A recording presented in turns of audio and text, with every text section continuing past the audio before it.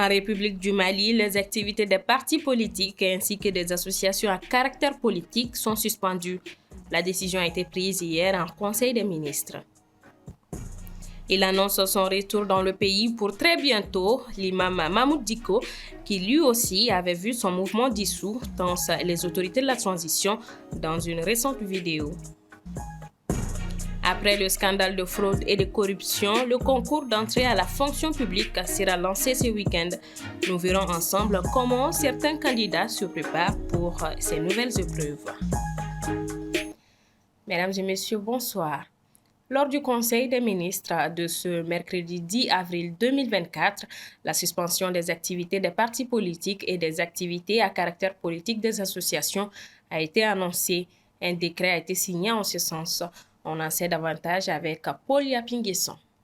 Le décret est tombé tel un coupéro sur la tête des formations politiques, mercredi 10 avril 2024. Sont suspendus jusqu'à nouvel ordre, pour raison d'ordre public, les activités des partis politiques et des activités à caractère politique des associations sur toute l'étendue du territoire national, stipule-t-il, selon le ministre de l'Administration territoriale et de la décentralisation. Cette mesure, motivée par des raisons politico-sécuritaires, notamment la nécessité de mener à bien le dialogue intermalien et de poursuivre la lutte contre le terrorisme, ne vise aucun parti politique ni aucune association en particulier. L'un des arguments ayant poussé nos plus autorités à prendre cette mesure de suspension des activités, à la fois des partis politiques et des associations qui ont des activités politiques, s'explique essentiellement par la nécessité de maintenir un climat de sérénité. On ne peut pas mener un dialogue aussi crucial que l'est aujourd'hui le dialogue direct intermalien dans la cacophonie et dans la confusion.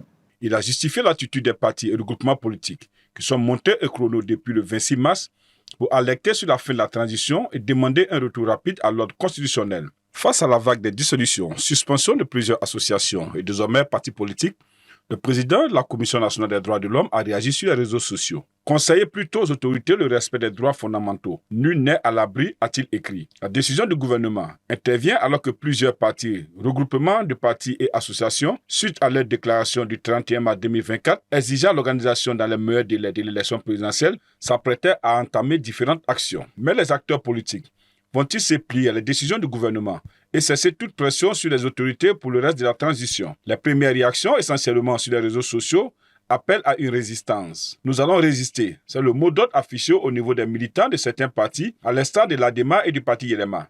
Maître Mamadou Ismaël Konaté, ancien ministre de la Justice, de publier sur IS que la transition se radicalise au Mali, avant d'appeler à se lever pour tirer la sonnette d'alerte afin de barrer la route à l'autoritarisme de la junte militaire, en place depuis plus de 44 mois à la tête de l'État, et mettre un terme à cette dictature rampante. Un appel à la désobéissance civile de la part d'une grande partie de la classe politique n'est toutefois pas exclue. La désobéissance civile est la première des actions à laquelle nous pensons. Nous confions récemment un membre de la synergie d'action pour le Mali, dont les activités ont été par ailleurs également interdites dans le district de Bamako, le 30 mars 2024, suite à la modification de la loi numéro 0438 du 5 août 2024, relative aux associations. Le président de la CODEM, Ousseynou Amengundo, mettait en garde contre un processus inacceptable de musulmans de toutes les voix discordantes. Des leaders politiques que nous avons joints au téléphone disent ne pas se prononcer pour le moment sur la question, mais de nous signifier qu'ils feront une déclaration après concertation dans les heures, voire jours à venir. Et le Haut-Commissariat de l'ONU aux droits de l'homme demande l'abrogation immédiate du décret. Depuis la venue au pouvoir des autorités de la transition, plusieurs dissolutions ont été prononcées. On fait le point avec Aminata Keita. Cette suspension de toutes les activités des partis politiques et des associations à caractère politique est une dernière en date et non une première. Le 16 mars, l'Association des élèves et étudiants du Mali, AEM, créée le 20 avril 1991, a été dissoute à la suite des affrontements le 28 février entre étudiants ayant entraîné la mort de l'un d'entre eux. Pour les autorités, l'Association des élèves et étudiants du Mali est responsable de violences et affrontements dans le milieu scolaire et universitaire. Par ailleurs, plusieurs d'entre eux ont été arrêtés après avoir été retrouvés en possession d'armes et de stupéfiants. Le 6 mars, les autorités ont dissous la coordination des mouvements, associations et sympathisants de l'imam Mahmoud Dicko qui appelaient à des élections présidentielles dans le cadre d'un retour à un régime démocratique civil. Les autorités ont accusé la CMA de constituer un organe de déstabilisation et une menace pour la sécurité publique. Bien avant, soit le 28 février, les autorités ont dissous l'organisation politique Kaura le Renouveau, invoquant des propos diffamatoires et subversifs à propos des autorités. Le 20 décembre, l'Observatoire pour les élections et la bonne gouvernance avait subi le même sort, son président accusé d'avoir énoncé des déclarations de nature à troubler l'ordre public. En juin 2023, c'est la justice qui avait ordonné la dissolution du parti PSDA dont le président Ismaël Sako, en exil, multipliait les déclarations hostiles contre la transition. Le Sadi Douma Mariko se trouve également devant la justice aux fins de sa dissolution. Avant cette vague, le 21 novembre 2022, le gouvernement malien a annoncé interdire avec effet immédiat toutes les activités menées par les ONG opérant au Mali, sur financement ou avec l'appui matériel ou technique de la France, y compris dans le domaine humanitaire. Une réplique selon Bamako à la suspension de l'aide publique au développement qui transitait par l'État malien décidée par Paris fin octobre. Dans 4 communiqués différents, ce 10 avril 2024, l'armée assure avoir neutralisé des terroristes dans des localités différentes. Elle annonce la neutralisation de Bouralobi, un chef terroriste important sévissant dans la région de Douanza, courant mars 2024. Des opérations de ratissage dans le secteur de Koro et environ ont permis d'intercepter un tricycle contenant des barriques d'essence et des vivres destinés aux terroristes. Lundi, les vecteurs aériens ont effectué 3 frappes chirurgicales dans la zone de Guiré et environ. Ces frappes ont permis de neutraliser de nombreux terroristes dissimulés dans la forêt et de déjouer leur plan d'attaque selon le communiqué. Et le dernier en date du 7 avril 2024 était une attaque terroriste complexe repoussée au poste de Sarakala dans la région de Ségou. Les forces de défense et de sécurité, lors de leur contre-attaque, ont neutralisé plusieurs terroristes et saisi plusieurs armes. Je l'annonçais au sommaire, perdu des radars depuis la dissolution de son mouvement, l'imam Mahmoud Dicko a fait une nouvelle sortie et a donné ses nouvelles. Dans un enregistrement vidéo de plus de 50 minutes, l'imam Dicko a pointé du doigt les autorités de la transition et a annoncé son retour au pays très bientôt. Diana Bassamaki.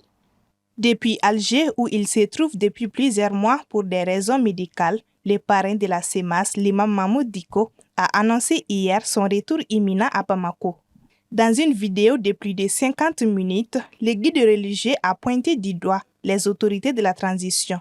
Dans la dite vidéo, l'imam assure qu'il n'y a plus de sérieux dans le pays, laissant ainsi place qu'au mensonge.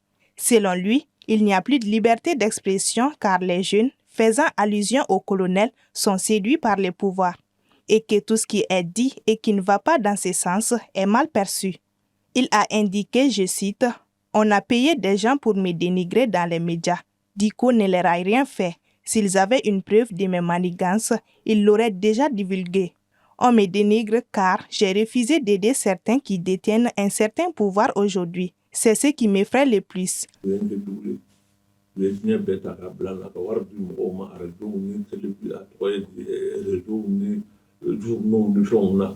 o bɛ se ka fɛn o fɛn fɔ ka Dicko tɔgɔ tiɲɛ ka Dicko mankutu tiɲɛ o y'a bɛɛ lajɛlen kɛ Dicko ma fɛn wɛrɛ k'u la ni fɛn bɛ yen ko ne y'o tiɲɛ jamana in ye a dalilu b'u bolo bi t'a to ko maa bɔ. Ils ont manipulé les jeunes pour mieux les trahir ensuite. Ils les ont mis en conflit avec la communauté internationale et entre eux-mêmes. Maintenant, le pays est au bord du gouffre et ils ne savent plus quoi faire. C'est ce que je redoutais. Fin de citation. L'imam Mahmoud Dicko, qui apparaît dans cette vidéo, habillé d'un boubou blanc et enturbané de blanc, annonce son retour.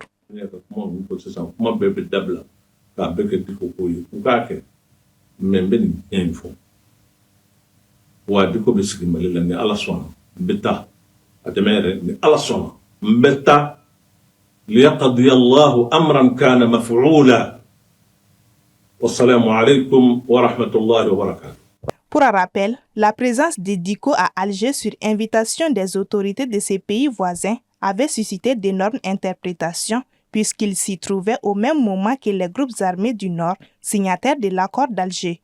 La circonstance avait été dénoncée par les autorités de la transition qui ont par la suite mis fin à l'accord d'Alger et annoncé par la suite la mise en place d'un comité de dialogue intermalien.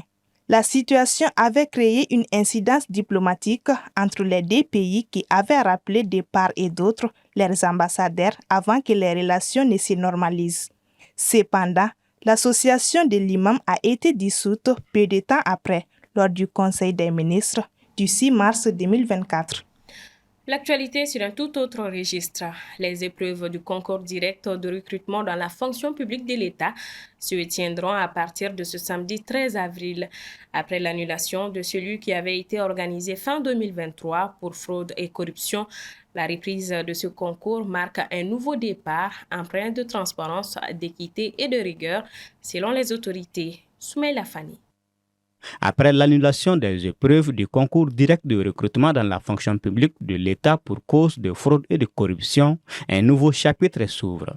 Cette fois-ci, le gouvernement promet un processus transparent et crédible, placé sous le signe du Mali courant.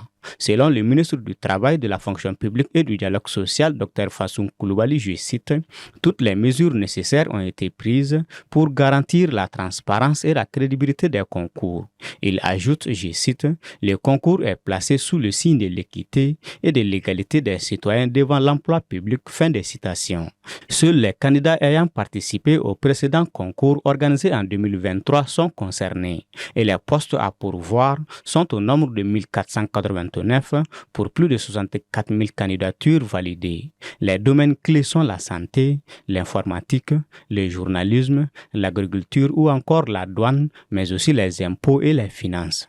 Une opportunité pour les jeunes dont l'une sous couvert d'anonymat se dit à pied d'œuvre pour mieux se préparer. C'est vrai que c'est bien dommage que le concours soit annulé, mais ça donne l'opportunité à ceux qui n'étaient pas très bien préparés d'approfondir leur préparation pour ce concours. Ça, c'est une nouvelle opportunité pour mieux se préparer, pour voir les petites choses qui manquaient.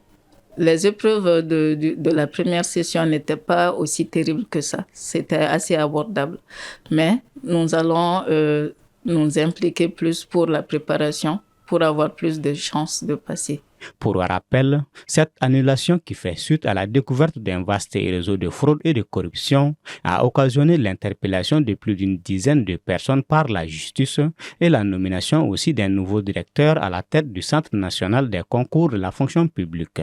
À noter enfin qu'à la différence du concours annulé, les épreuves de ce nouveau processus ne se tiennent que les week-ends entre le 13 avril et le 5 mai prochain.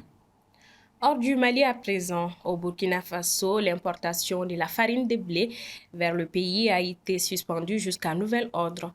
Assitoumani Koulibaly. Au travers d'un communiqué signé le 8 avril dernier, le ministère burkinabé du Développement industriel, du commerce, de l'artisanat et des petites et moyennes entreprises a annoncé la suspension de l'importation de la farine vers le pays. Cette décision, selon les autorités concernées, entre dans le cadre de l'assainissement du marché des produits de grande consommation.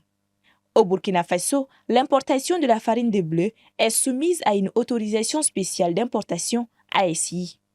Cette délivrance est donc suspendue. Parallèlement, afin de lutter contre l'insécurité alimentaire, les autorités avaient lancé une campagne agricole. Dans le cadre de cette campagne, plusieurs variétés de blé avaient été cultivées au Burkina Faso avec pour objectif de réduire sa dépendance vis-à-vis de l'importation qui vient principalement de la France et de la Russie. Pour rappel, cette stratégie du gouvernement du président Ibrahim Traoré vise à renforcer la sécurité alimentaire et à promouvoir l'autosuffisance en matière de production de blé au Burkina Faso. Fin de ce 1945. Merci de votre constante fidélité. Bonsoir et à demain.